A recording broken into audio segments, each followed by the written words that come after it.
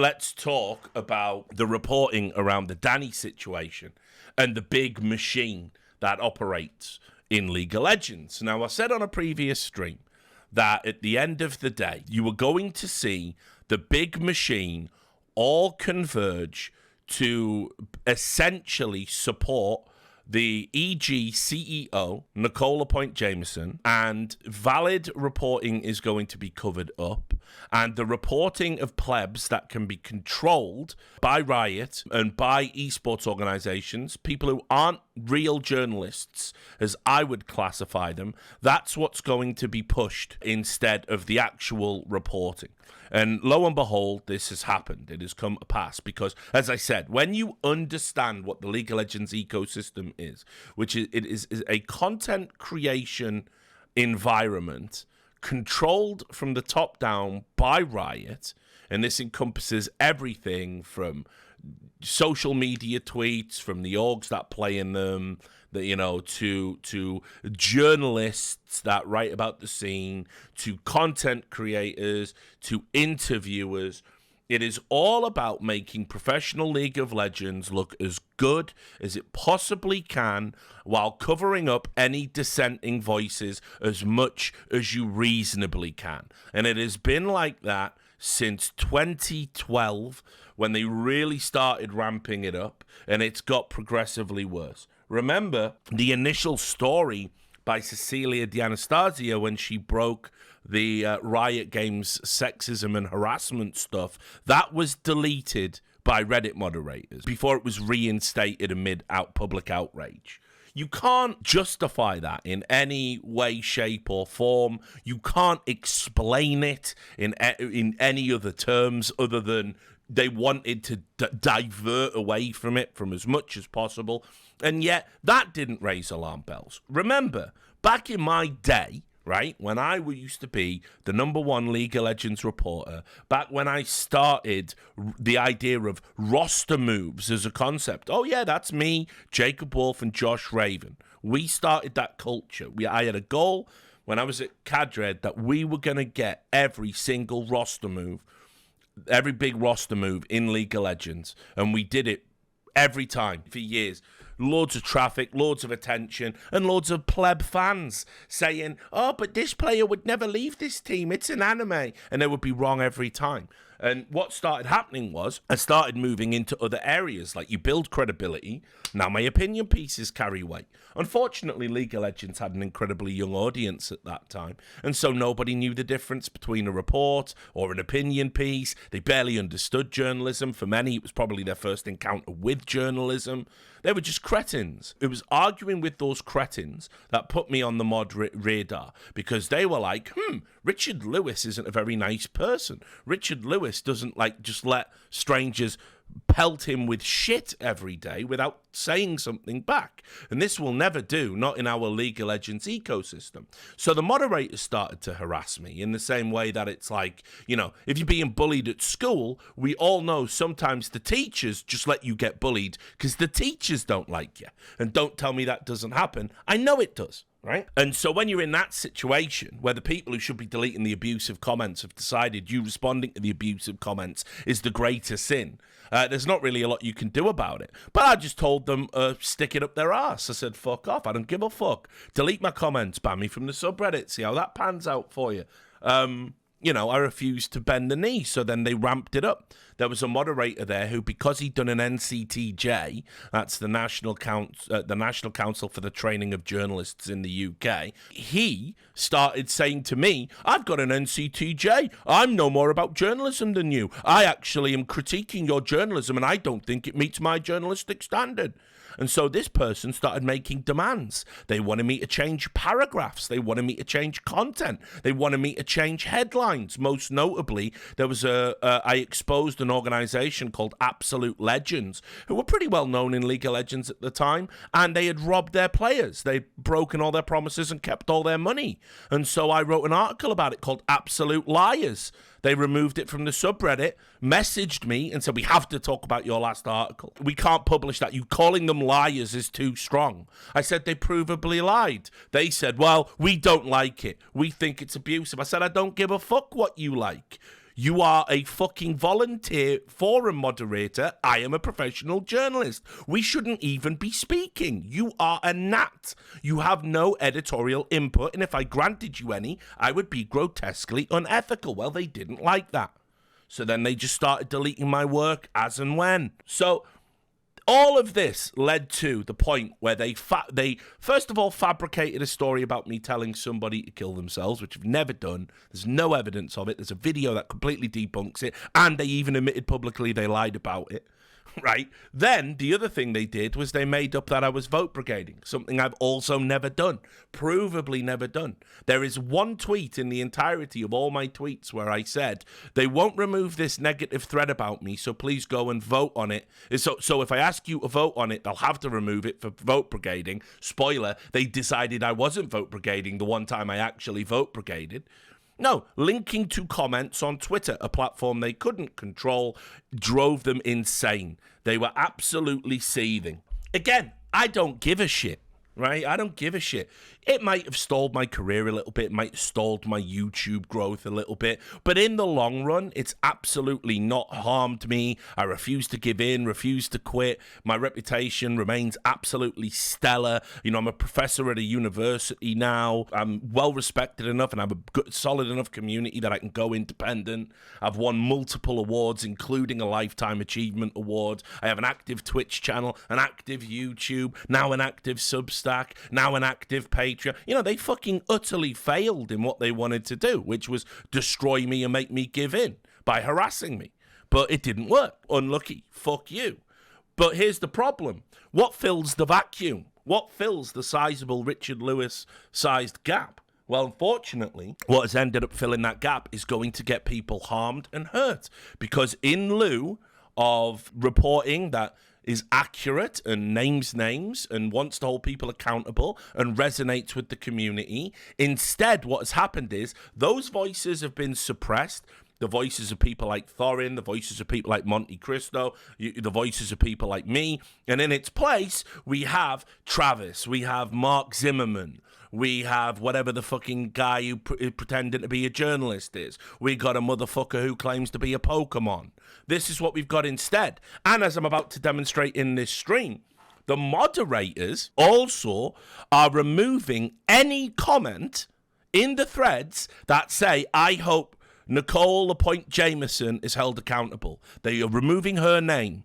The narrative now is that it is systemic to the league. If you run an org, it's just, there's nothing you can do. Orgs just don't have the resources. Evil Geniuses specifically said they had the resources, not only broadly to the public when they said we're like no other org out there, we're Evil Geniuses, we do things differently, but also explicitly to Danny's family. So let's just start with this on the Four Horsemen.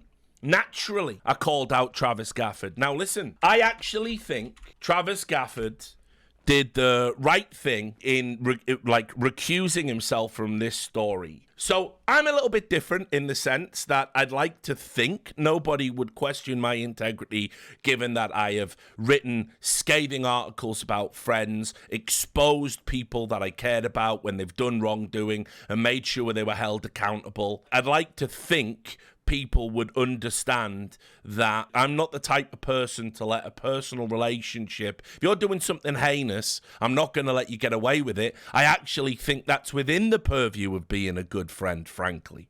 But whatever, right? If it was an ex-girlfriend doing something wrong, I would recuse myself from the story because it's a no-win situation.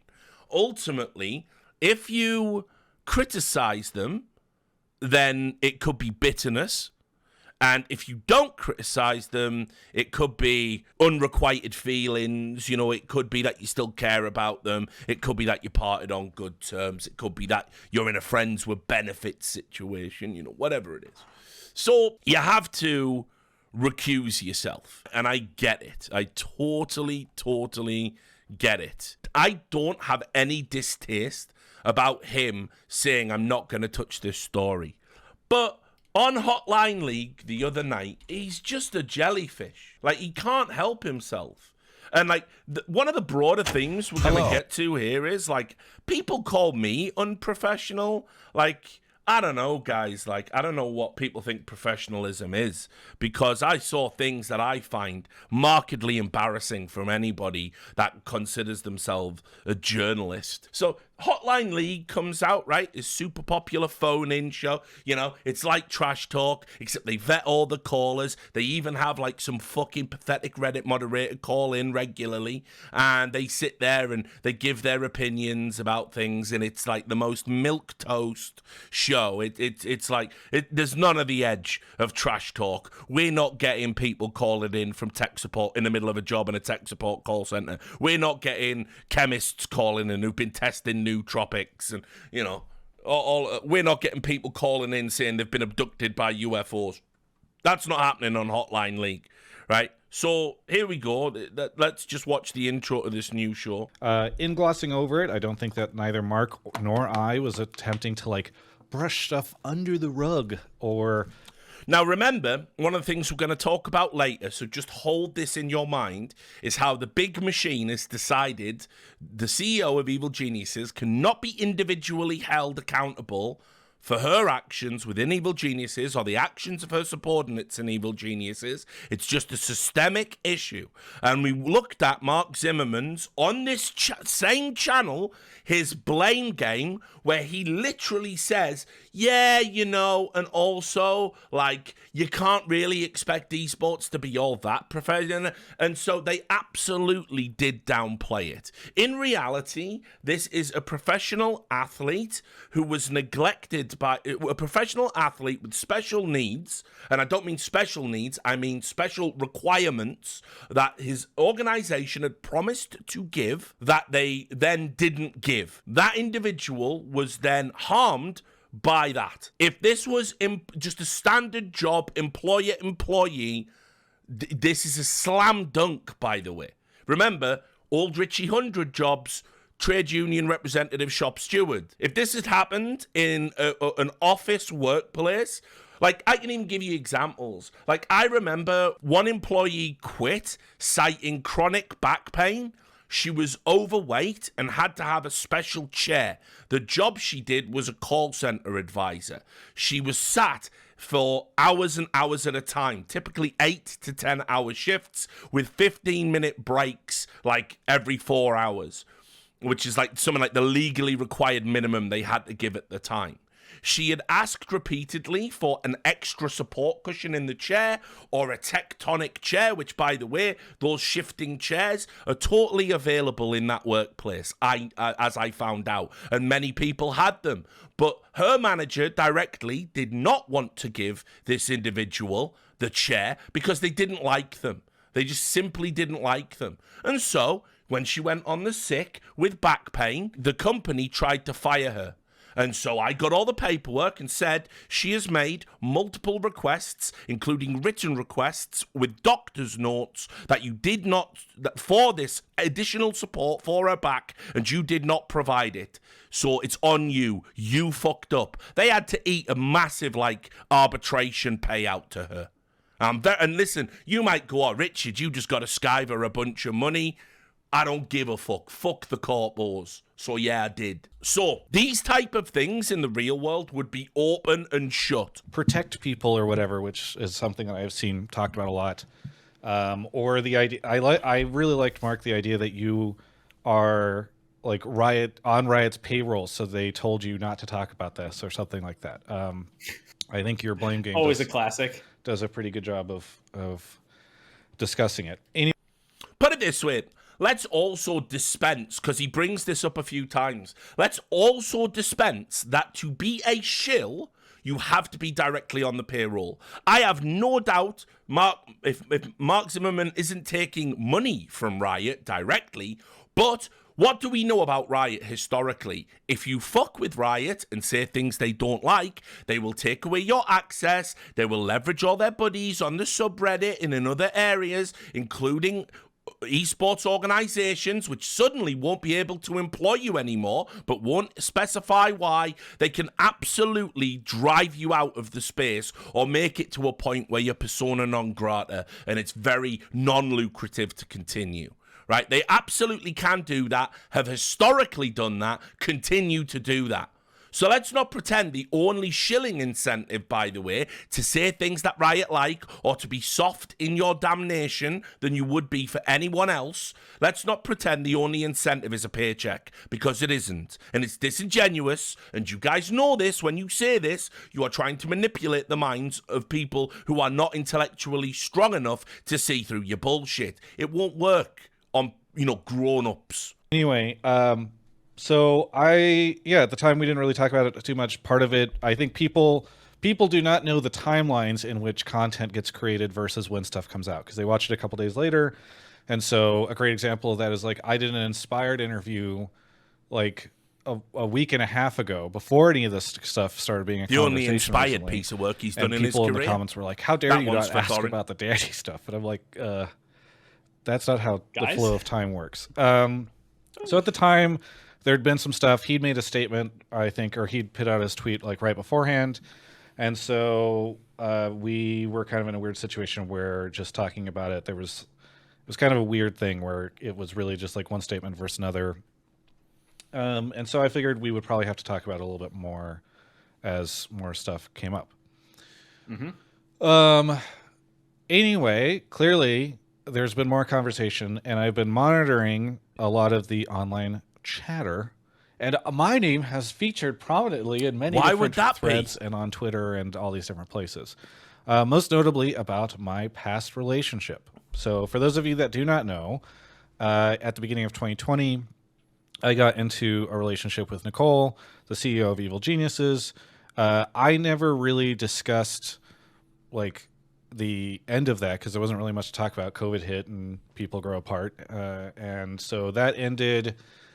Again, some people think that we're still dating, which is funny because she's, I think, announced that she's engaged to somebody. And I've dated other people since. But that ended towards the end of spring or early summer 2020. I don't exactly remember when. And it was fine. But so it's been, almost 3 years, I guess, since that. Well, it was over 3 years since I announced that, and under. A lot of people have the take that that has created a conflict of interest for me in covering all this, and I guess I kind of agree. So a lot of people have questioned my ethics and integrity on this topic or whatever.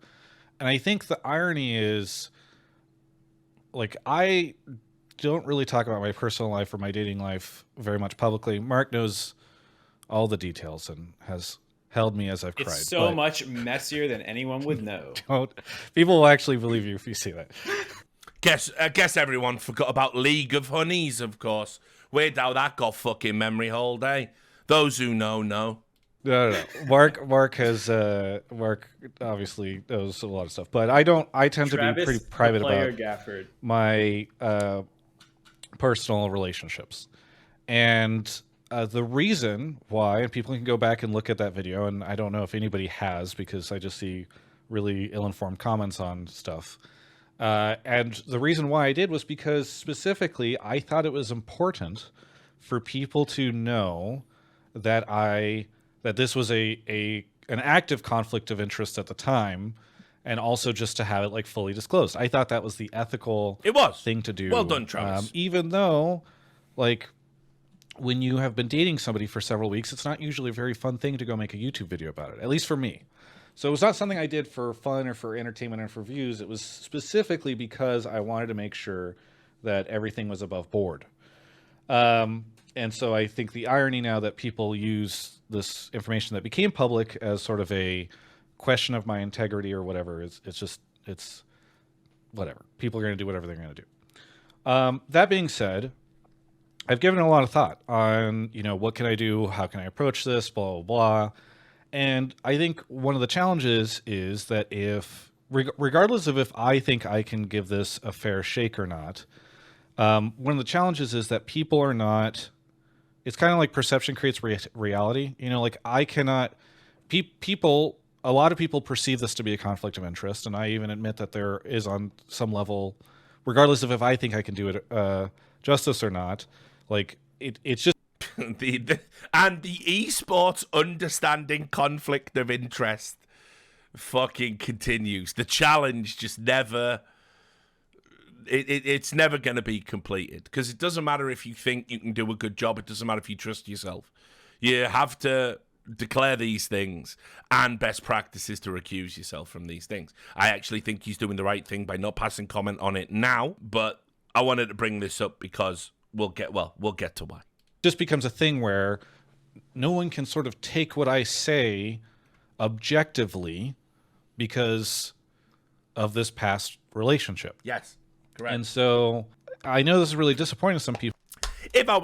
There's a cynical conspiracy theory that everybody could lean into, like compromise a journalist, create a conflict of interest there, break up after a few weeks, and then the journalist can never say anything about you. But I'm sure that didn't happen. I mean, that's just my brain. But I've just sort of decided that, like, if people don't honestly feel like I can be objective, then me covering the topic is only going to distract more from it and become this whole other conversation, and how much can we trust Travis on this, and whatever. So I'm one person. This is a small industry. There are going to be times where I am conflicted. I can't always cover every single thing. And a lot of other people are talking about this topic. And again, Mark just did a blame game that's sitting on my channel. Where he discusses the whole thing. So I think that there are other folks. Which, as you'll notice, because it's his YouTube channel, he has editorial oversight over it. And then I think the penny drops because of that. And so, in a moment, he starts reading some cringeworthy conversation between the two of them to prove he doesn't have editorial oversight, really, even though it's his channel. And Mark said, hey, will you look at my blame game and give it your editorial oversight? Folks who can do this justice. And I appreciated that, Mark, you took a very sort of nuanced approach to it, which is the way I've always tried to approach any topic. Yep, like nuance. This. So, yeah, you're good at that. But just so folks know, it's I systemic. think, hang on, let me read the conversation Mark and I had about the thing before it came out. Uh-oh. Did I say anything troll? No. I just so that people don't think that, like, I had a hand in it.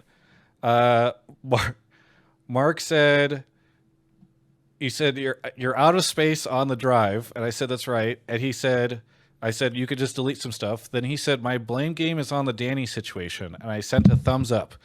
And then he said, quote, why is Travis Gafford such a coward? And I sent a second thumbs up. Then he linked it to me and said, want a sanity check for me? And I said, do I have to? I said, he said, I would appreciate it. Slap it at 2x speed as you poop. And then I just sent him a message and I said, I think it's fine. So, like, I just want to be clear that there was not any editorial. I guess he gave me the opportunity to tell him, like, how dare you or something like that. But, like, there was no, I did not. Just to put this in layman's terms, and, you know, you can say, like, oh, we're just like the fucking odd couple. Da-da-da-da-da-da.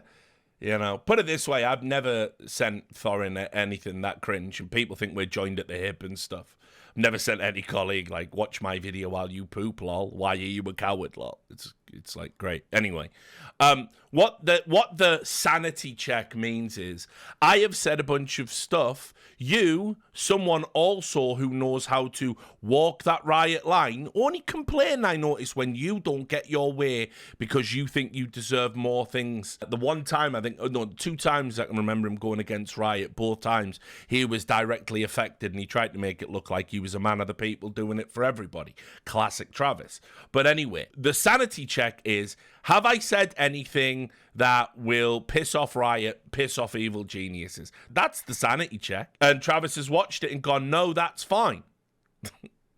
So, did have editorial oversight of the content that I don't have a hand in crafting that blame game by any means. And I don't think Mark would ever let me tell him. I mean, Mark, you did not even ask me, or am I cool to put this out on your channel? You just went for it, right? I didn't even think twice about it. I was like, I'm making this. This is what I'm going to talk about. And, like, the sanity check is more like, you know, you exist in the vacuum, and sometimes you're like, does what I'm saying here make sense? You know? Yeah. So. Yeah. So, just so you guys know, there's not any meddling. I guess I could have just lied about all that stuff and constructed a very stupid conversation between Mark and I, but the truth is that's how stupid they are.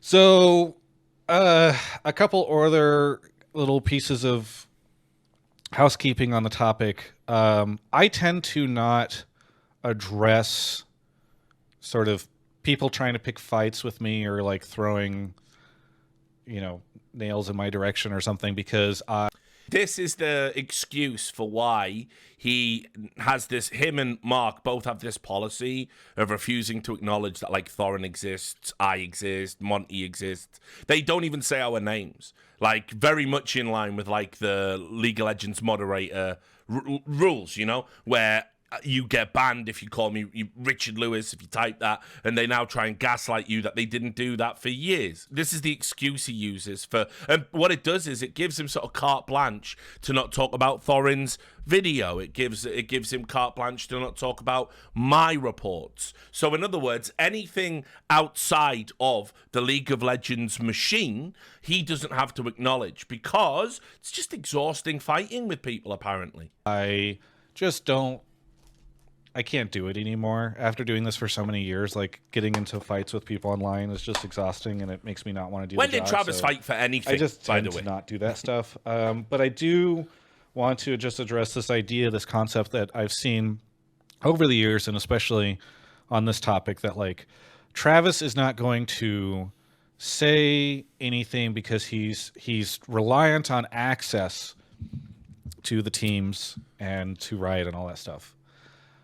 I will admit that in the early years of my career, when I was less confident, I was much more nervous about critiquing orgs and Riot. And I think I still did. If people go back, they can find it, that I did. But I think I was still anxious to do it. And at times I was probably not as hard on folks as I maybe could have been. I think a couple different things that have changed are, one... Now, I also do want to remind everybody that he's now admitting what we criticized him for back then. He's admitting it now in 2023 and saying, yeah, okay, I was a bit of a shill.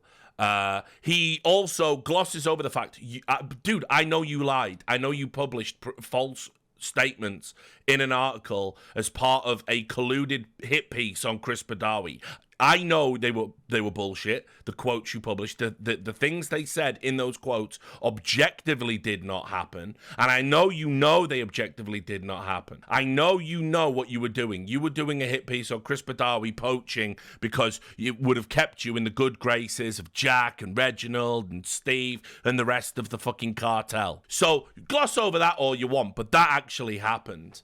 And so don't get away out. Don't say, well, I was critical of all these orgs. You can find it. Because I can also find videos of you on a free fucking holiday in a hot tub. And I can find that article, which I know is fucking chock-a-block full of bullshit. So just saying. And also, when we used to criticize him for being a shill and being too soft on the teams and all of that, he denied it back then.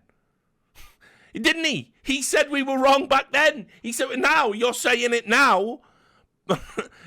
So you're admitting it today. So why should we trust you on the other stuff? The balance of power has shifted a lot, where I think Riot and the orgs just hold a little less sway and power. It's kind of like if a team...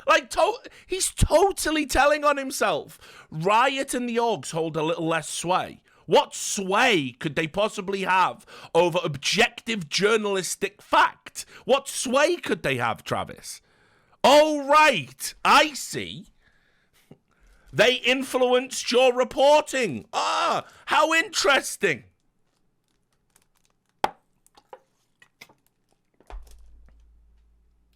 Blacklist me. And by the way, I've been blacklisted multiple times by different orgs in the past, and have always had to negotiate that stuff behind the scenes. So the idea that, like, there's never been any ramifications or whatever, it's incorrect. But the idea that, like, if an org blacklists me at this point in time, I just tell them, like, or I just sort of say, okay, well, good luck. It's not like you guys are making content.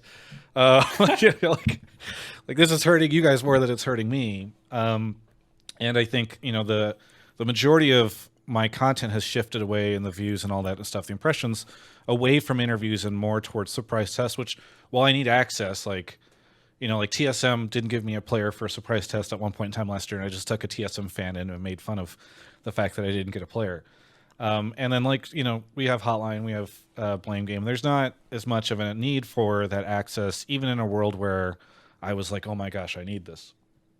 And the other thing is, like, if it ever really got to a point where I was like... And by the way, as I said at the time, this access that he's saying he doesn't need right now, you will also notice that our fucking reigning journalist of the year is just another access journalist interviewer that asks pre-approved questions, often crowdsourced questions, to players, which I guarantee it's all screened and the final video is approved by Riot before it's put out. So all the journalism in fucking League of Legends is access journalism. And occasionally, yeah, the orgs will act like petulant and not give you access to a player. The response to that is, fuck off. I don't care. It's fine. You can never stop me writing about you. You know, so we can either do the fucking interview with your player, or maybe I might fill that time by writing an article about your dismal performance, or your bullshit sponsors, or the behaviour of your CEO. Or maybe I'll start looking into some financial records or something like this. It's your call, orgs. I mean, that's what I always told them. Like, it's up to you. I will fill the space with something. So it can be a player interview if you want, or it can be something else. And I think almost every blacklist I ever had, they used to get walked back all of the same way. The org would come to me and go, hey, Richard, we need you to cover this story. Or, hey, Richard, you're going to hear something. Or, hey, Richard, can you help us with this? And I'm going, whoa, whoa, whoa, whoa, whoa. Thought I was blacklisted, homie. Yeah, we're really sorry about that. It was a difference of opinion. It was years ago. All right, then, yeah, okay. The greater good will be served by me once again. Like, oh, I really can't talk about the things I want to talk about, I would just stop doing this job. Like, I don't want to go into it too much, but Mark and I have had numerous conversations over the past couple of years walking around my neighborhood, our neighborhood, about, like, how long I want to keep doing this. Long handheld when walks will I in stop the sun. doing it? Why is that detail relevant? And, like, I just don't... Like, that's because it's somewhat linked to this other comment I see sometimes, which is like, Travis only speaks out on things that affect his livelihood or his career. Correct. Utterly correct, Travis. The people that say that are what you call correct. But anyway, it wouldn't be a Travis Gafford monologue without some self-pitying moment where, like, listen, I just opened my stream saying, this is what's happened to me just in the past few days for having the temerity to report a story that went viral.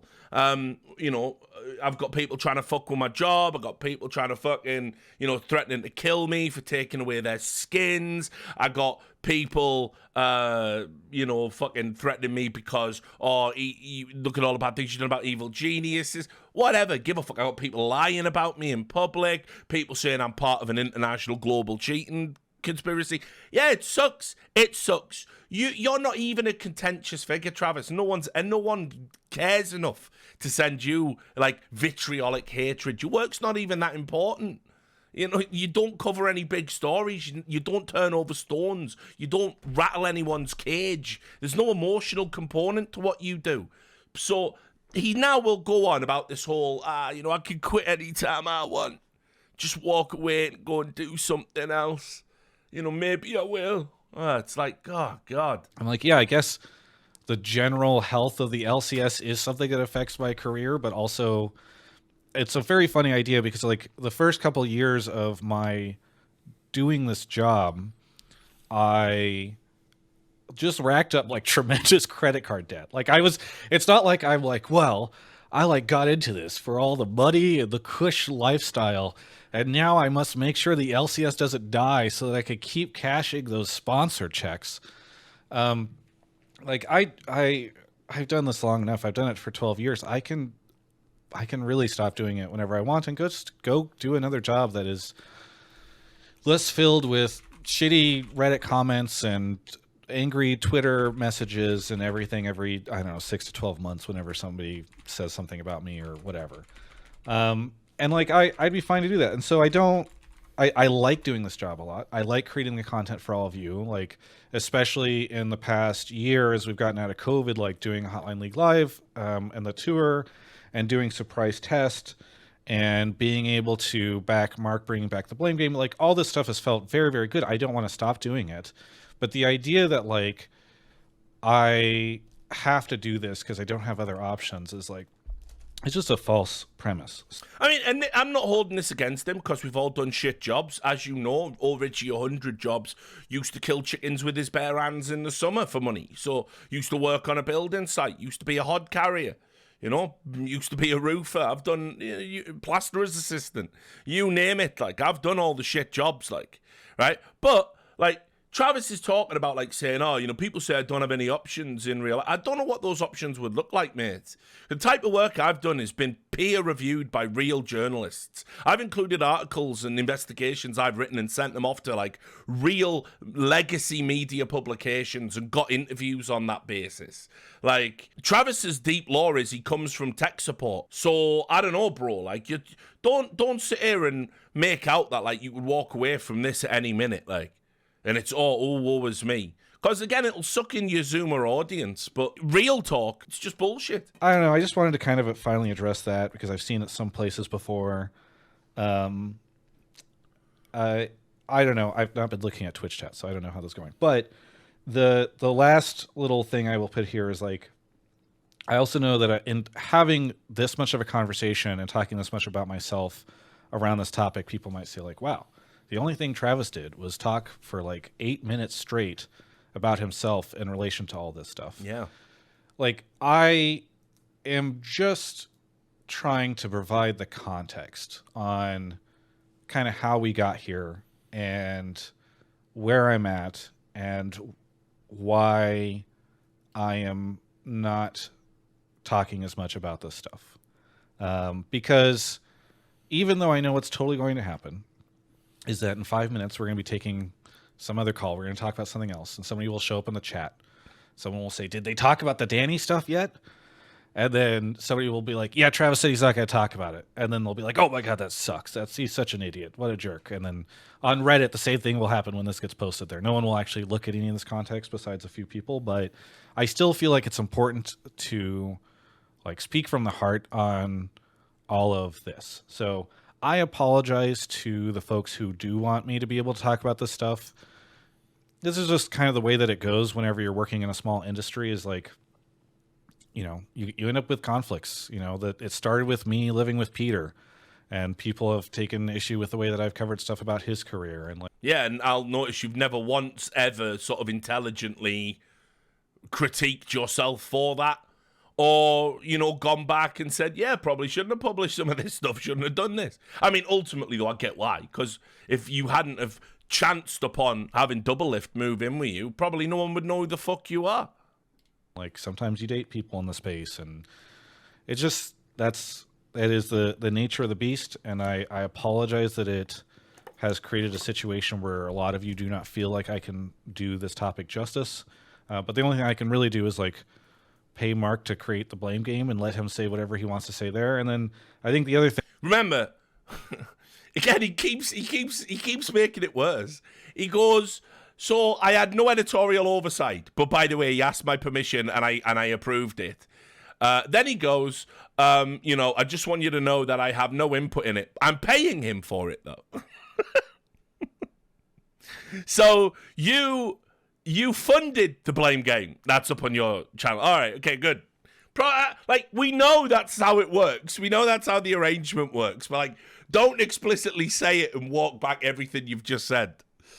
Like, for fuck's sake.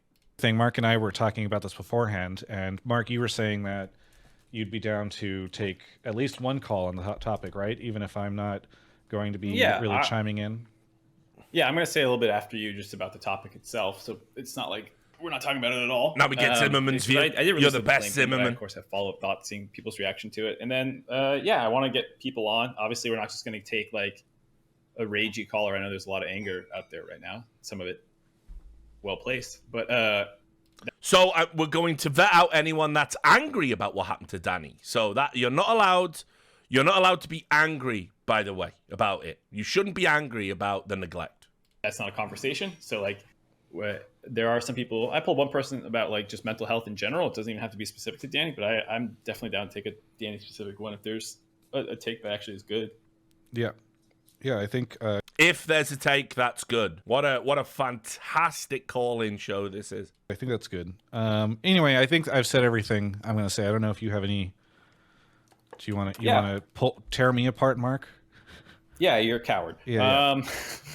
As you said in our comments. I have always said that to your face. You know, I've never shied away from that. No, I think I get where you're coming from a little bit. And for me, like I get some of the same thing about like, oh, you're a riot shill and whatever. And like I've always been pretty even keeled. Like I don't think you can watch most of my videos and see that I'm particularly angry about a topic. And like the things that make me angriest are like actually like gameplay things.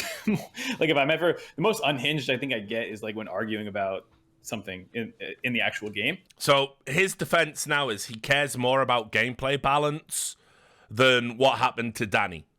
Okay, to abuse of players, to, you know, non-payment of players, like we've seen historically, the Meet Your Makers case. None of those things make him angry. The Renegade's house, none of those things make him angry. But if an item is overpowered, he'll get unhinged about it. So these are definitely the two people you would absolutely want to give a sober, level-headed take about what happened with Evil Geniuses. I can totally trust what they're going to say about it. But whenever it comes to like real serious life takes, and remember, I try to be pretty balanced. So like, I think it's worth you're noting, a riot shill. Zimmerman used to work. He was at Team Liquid for a long time. He was like an analyst over there. He's part of the machine. Outrage. I'm not a particularly outraged person, other than like getting tilted at food delivery on Twitter. Like, what he doesn't realize, by the way, is all of this is making massive light of a very serious issue. Like, I think it's hilarious. So just to put it into context, they attacked Latigris for doing a segment about Reginald and Double Lift's issues because it was making light of bullying. This guy is sat there saying, I won't get angry about what happened to Danny, but I will get angry if my fucking Uber Eats doesn't turn up on time. And no one is going to say, well, this is highly insensitive. How dare you? Fire them. They're garbage. No one is going to say that because he's part of the machine, and anybody saying that would be suppressed. Do you understand? Are you starting to get it? But I will say a couple things. One, let's get to, here we go. It's the most pathetic and insipid thing I think I've ever seen, even from Travis, right? Mollusk man. Off mark goes to get the next caller. Let's see. Thank you to Irish Blizzard for the sub. Really appreciate it. Just looking at the Twitch chat right now. Yeah, there's an interesting thing that happened where last year, I think it was, we had Talkspace as a sponsor on the show. Full disclosure. And then Steve reached out to me and actually got in touch with Talkspace. And I don't know if they're doing it right now, but I know that for a while, Team Liquid did a deal that allowed Talkspace to support, to be like a resource for all of their staff. So the Master 3099, where are you calling from? That hot tub paid off. Toronto, Canada. Toronto, Canada. What do you want to talk about on the show? My take is that EG management don't get to make this mistake twice, and there needs to be some feet held to the fire after this. All right, Mark, I'm gonna let you go get a snack. Go get a yogurt. Like, you could sit there and at least listen, bro. Recusing yourself doesn't mean you can't hear the things. He literally doesn't even want to be in shot. It's unbelievable, guys. And then, just listen to this call, right?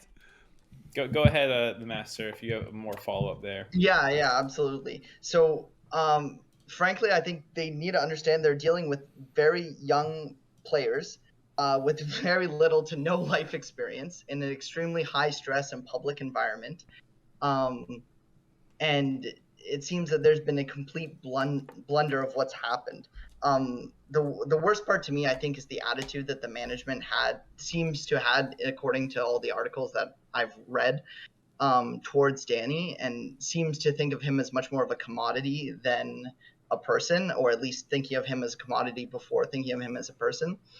Yep. Like, to get to the point of malnourishment is not easy. Like, I worked with mental health. I worked with people who are mentally ill in a couple different places, and to see people get to the point of malnourishment is not easy. It's not something that happens overnight.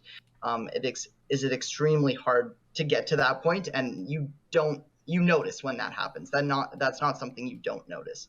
So there's no way they didn't know what was going on at some level, and they had to have made multiple mistakes for it to get this bad. So I don't think they should just this shouldn't just be swept under the rug. There needs to be some serious consequences for something like this. And this, honestly, I've heard some talk about this too. This is, as terrible as this situation is, it could have been worse. Yeah, I mean, I'm with you. I said a couple similar things in my own video, and like, I think people somehow misunderstand. Even on Reddit, I saw people like misunderstand by saying it could have been worse by saying it's not that bad. And like, I think you understand very much what I mean. Is like, whether that's turning to self-harm or drug abuse or like substance abuse or whatever it is, like things can get worse. And like, yeah, and there's just no need to like ever say that, by the way. There's like no need, okay? When somebody is in emotional distress to the point where they are like crying in public, they are malnourished, they are begging to like quit their jobs and just be left alone, they just want to go home, you don't really need to say, well, at least they didn't self-harm. You just don't need to add that to the conversation.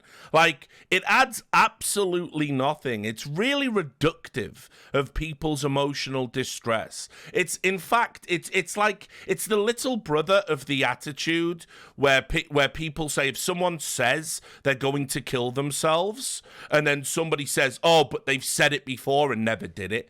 That attitude gets people killed, by the way, when you say things like that, when it's that reductive. You know, think about the role that thought process played in what happened to Etika for just a recent example.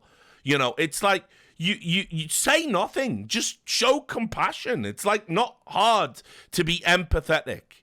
You didn't need to include that in the video. Like legitimately ruin lives, and like while this has ruined Danny's career in some sense, like he seems to be recovering and like has his full life ahead of him. You know, like it could be more dangerous, and that's why he has his whole life ahead of him, minus his career. I mean, it's not an insignificant thing that was taken away from him.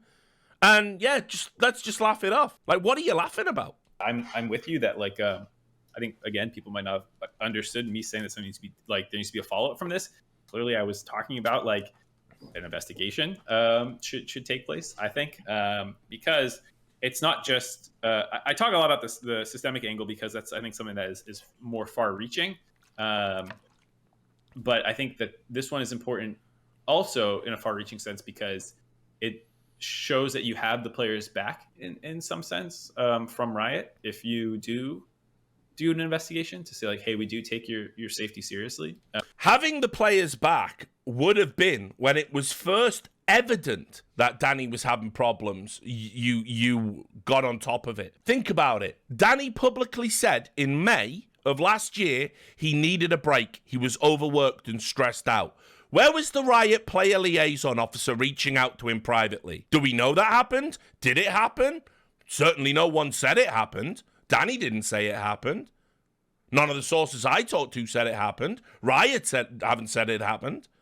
So immediately, it should be there. But then when a player is in your studio reduced to tears after a game, when he's clearly distressed, again, Riot staff, as long as the show goes on, they don't care. Once it gets to the front page of Reddit, though, Riot will fucking... I assume based off the reports that this stuff is accurate. They'll get their shit together real quick. Into it. I don't know 100% what's true. So I'm not, like, people are like, kick him out of the league, do this, that. I don't know exactly what the repercussions should be, but like at least showing that there is an effort to be made to make sure that like... Anyway, he's giving me indigestion. He's going off. So, right. That's the level of reporting that we had, like, so far from some of the other journalists. And it doesn't end there. I'm going to actually demonstrate just how ridiculous the sort of narrative, the way it's been crafted, by the moderators and other reporters is, and how everyone is driving this. Everybody is driving this to be about a systemic issue and not about an individual that maybe is out of their depth or maybe doesn't care, right? So obviously we all know my stuff got removed from the subreddit. You weren't allowed to report on it. You weren't allowed to reference my article. All of these comments were deleted. That's standard. That's par for the course. Maybe somebody can explain this to me. There was another development in the story. A tweet went out the other day that just said the following. And because the state of league journalism is so bad, because real journalists are pushed out, we've lost, obviously, let's say, Josh Raven gone, William Turton forced to quit because mods demanded to know who his sources were and he wouldn't comply, so they started harassing him the same way they were harassing me. Obviously me, Thorin, it's just so hit and miss whether any of his shit makes it to the subreddit, that as we'll get to, they've just removed the latest episode of Summoning Insight because they've said it's too meta, right? It's too meta. That's why it's been removed. Anyway, you can see here, this is LCS Eevee, because if you want to be a reporter and taken very, very seriously, you name yourself after a fucking Pokemon, and you have a cartoon avatar, and you tweet things, and you get things wrong, and when you get things wrong, you publicly say shit like, but my source told me, and the source was wrong, so sorry guys, heart emoji, everyone underneath, it's okay, everyone makes mistakes, it's good you owned up to it, etc., etc., right? That is the real reporting in League of Legends, right? And you can see here, Riot Games has launched an investigation after the recent allegations presented against the org Evil Geniuses surrounding their star ADC, Kyle Danny Sakamaki. So sources have told him this, right?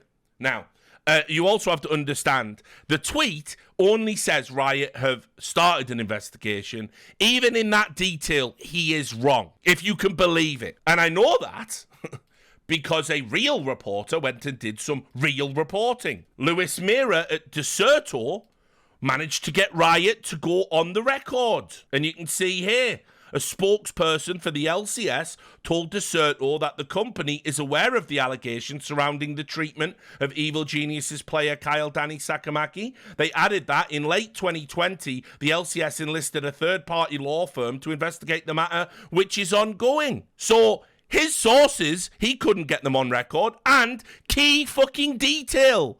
It started last year. They didn't just start it. They didn't start it because of public revelations. It was already ongoing at the end of the year. Bit of an important fucking detail, that, isn't it? But I'm a cartoon Pokemon, so what do I know about detail? Sorry, heart emoji.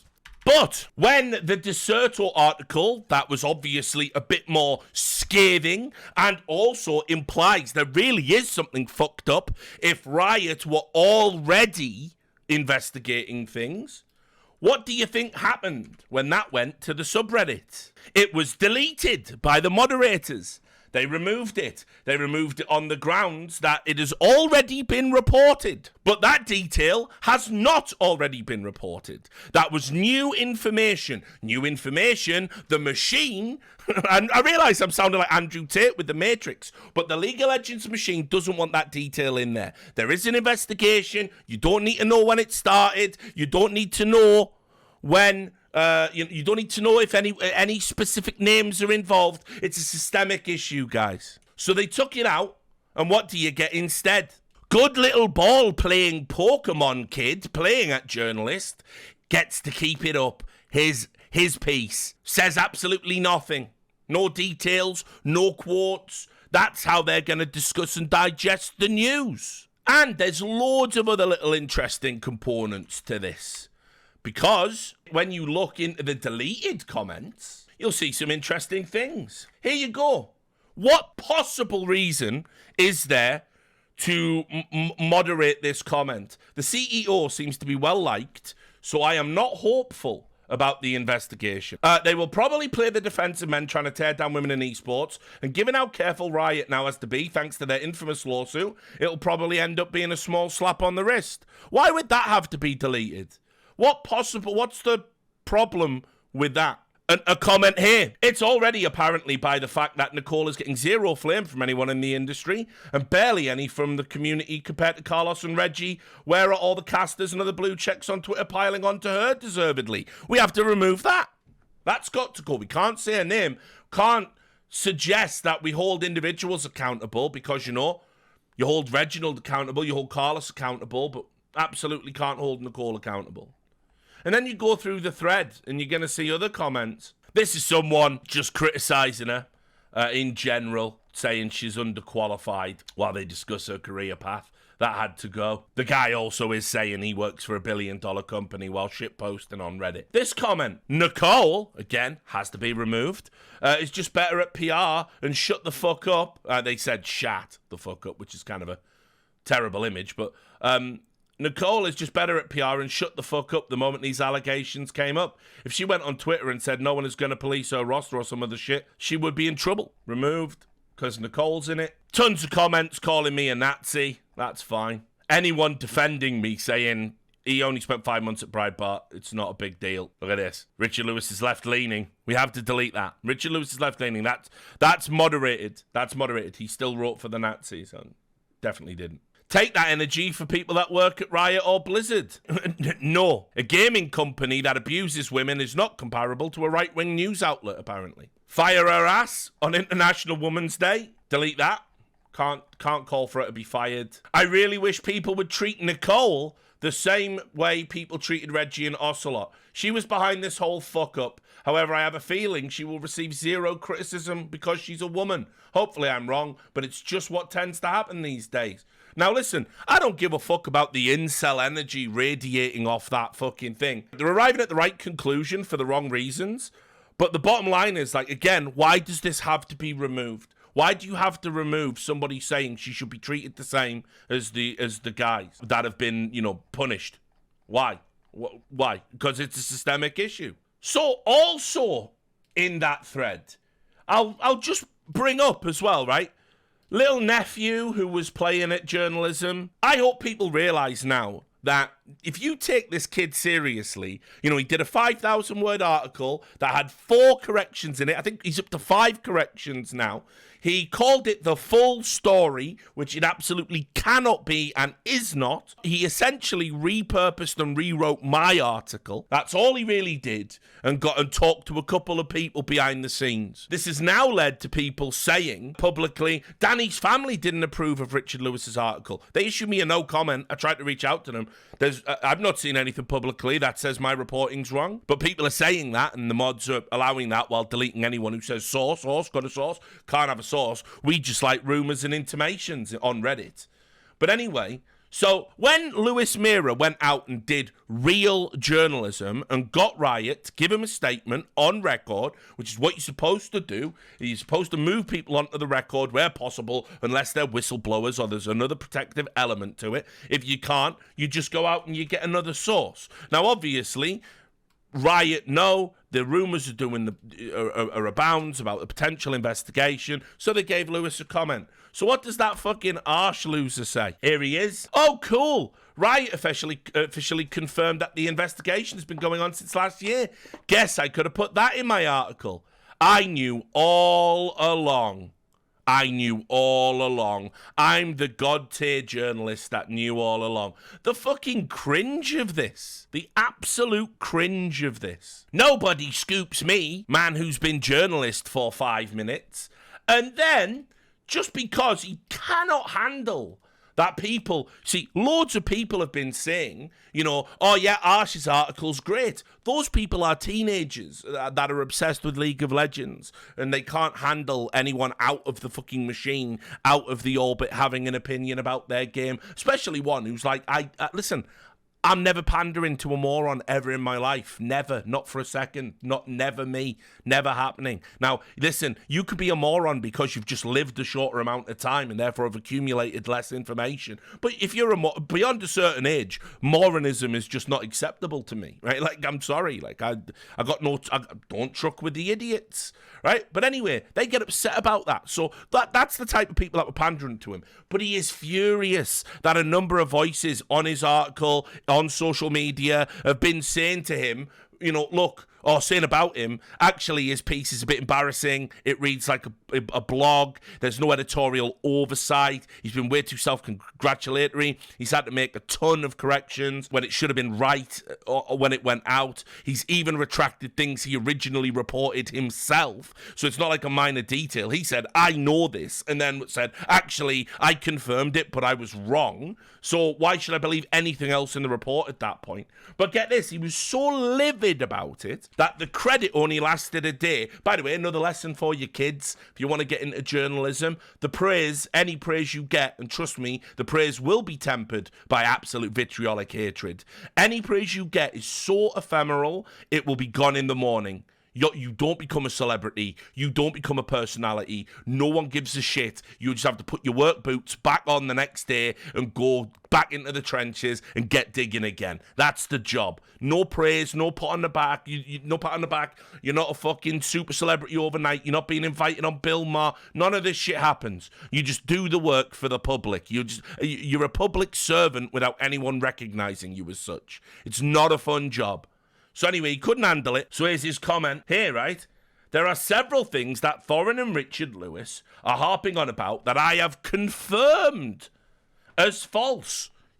How have you confirmed it, homie? Talk to my sources. You got unequivocal fact. Publish these things. Show me these things. What you said was, in your article, the sources you spoke to said something different. People can question my sources all they want, but I don't really care, lol. The substitute thing is a really annoying example of this because the community has really misunderstood what happened because Thorin and Richard Lewis claim it's a smoking gun when I know it's not. What have we said about the substitute thing except that it was evil geniuses' rank incompetence that they didn't get a substitute for him when all the signs were there because he said publicly he wanted to quit. This guy, by the way, says, unironically in his article, he had never said he wanted to quit until playoffs. It's in public, dickhead. It's in public. It's there months before. So why would he suddenly stop until the playoffs again? It's there. He wanted a break. He didn't get one. It escalated. It's so clear and obvious. But anyway, all we said was it was evil geniuses' incompetence, and it clearly shows hubris on their part that he would never, they weren't going to give him a break, and he would never demand to actually quit, that they could manipulate him into playing. So in that sense, it's a smoking gun. But if you dispute that, you don't know the timeline. You don't have the relevant information. Why? Because I'm guessing your sources are probably like, I don't know, low level, like players or something like that, maybe. Someone you know, and whatever.